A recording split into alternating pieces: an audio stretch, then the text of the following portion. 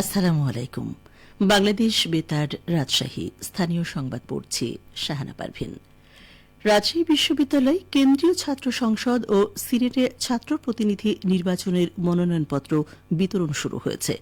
পূর্ব নির্ধারিত সময়সূচি অনুযায়ী আজ সকাল 10টা থেকে বিশ্ববিদ্যালয়ের কাজী নজরুল ইসলাম অডিটোরিয়ামের নিচতলায় অবস্থিত রাকসুর কোষাধ্যক্ষের কার্যালয়ে মনোনয়নপত্র বিতরণ কার্যক্রম শুরু হয়।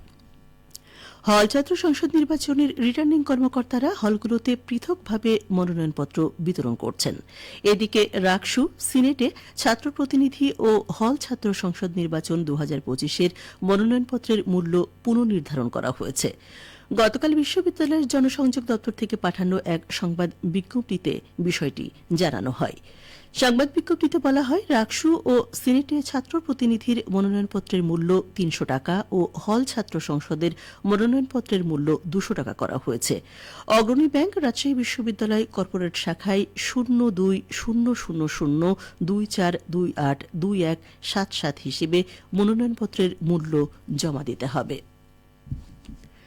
নাটোর জেলায় ভূমি উন্নয়ন কর আদায়ের হার শতভাগ ছাড়িয়েছে। সদ্য সমাপ্ত 2024-2025 অর্থ বছরে নাটোর জেলায় ভূমি উন্নয়ন কর আদায় হয়েছে 8,18,11,000 টাকা। শতকরা 104.81% ভূমি উন্নয়ন কর আদায় হয়েছে। জেলা প্রশাসকের রাজস্ব শাখা সূত্রে জানা যায়, 2024-2025 অর্থ বছরে সিংড়া উপজেলায় সর্বোচ্চ 1,92,05,000 টাকা ভূমি উন্নয়ন কর আদায় হয়েছে। বড়াইগ্রাম উপজেলায় 1,45,20,000 টাকা, নাটোর সদরে 1,27,80,000 টাকা, লালপুরে 1,21,97,000 টাকা, গুরুদাসপুরে 1,04,18,000 টাকা, নলডাঙ্গায় 67,07,000 টাকা এবং বাগাদীপাড়া উপজেলায় 59,81,000 টাকা ভূমি উন্নয়ন কর আদায় হয়েছে।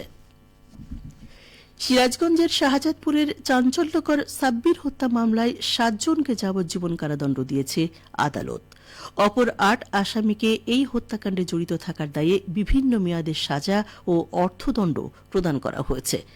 সকালে সিরাজগঞ্জের অতিরিক্ত জেলা ও দায়রা জজ 2 আদালতের বিচারক কানিজ ফাতেমা এই রায় প্রদান করেন।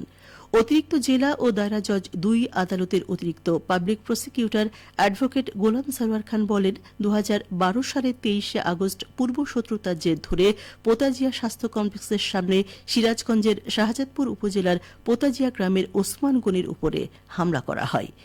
এ সময় সাব্বির হোসেন, ভাই মতিন, রমজান আলী এগিয়ে আসলে তাদের এলোপাথাড়ি কুপিয়ে ও পিটিয়ে জখম করে আসামিরা। পরে হাসপাতালে নেয়ার পথে সাব্বির হোসেন মারা যায়।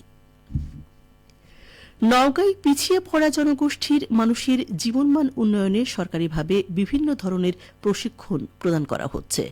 ইতোমধ্যে হিজড়া জনগোষ্ঠীর 20 জন 12 দিনব্যাপী প্রশিক্ষণ গ্রহণ করেছেন। প্রান্তিক মানুষকে কর্মমুখী ও আত্মনির্ভরশীল করে গড়ে তুলতে এসব উদ্যোগ, বলছেন কর্মকর্তারা। এ নিয়ে এখন শুনুন একটি বিশেষ প্রতিবেদন।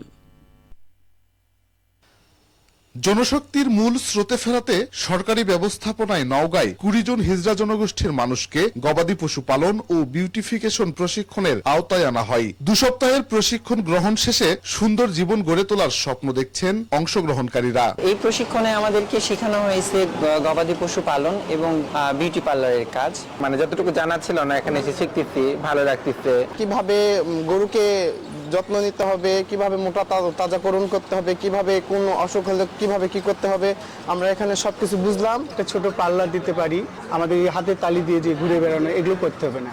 অবহেলিত জীবনের অবসানে কর্মমুখী শিক্ষার উপর গুরুত্ব দেওয়ার আহ্বান জানিয়ে হিজড়া জনগোষ্ঠীর দলনেতা অপু চৌধুরী বলছিলেন, কেউ আছে হাতের কাজ শিখতে পারে, বোটিং এর কাজ, তারপরে কেউ আছে সেলাই মেশিন, কেউ বিউটি পার্লার, কেউ গবাদি পশু, কেউ কম্পিউটার, এগুলো কাজ অনেকে অনেক ধরনের পারদর্শী থাকে। যে যেটাতে স্বাচ্ছন্দ্য বোধ করে তাকে যদি সেই প্রশিক্ষণটা দেওয়া হয় এবং একটু এরকম 12 দিন না, একটু দীর্ঘদিন 1 মাস, 1.5 মাস, 2 মাসের যে একটা ট্রেনিং দেওয়া হয়, তাহলে আমার মনে হয় যে আমরা নিজের পায়ে নিজে দাঁড়াতে পারি এবং দেশের জন্য আমরা কিছু করার সুযোগ পেতে পারি। আমাদের মনে অনেক ইচ্ছা আছে যে আমরা এই দেশের জন্য কিছু করব।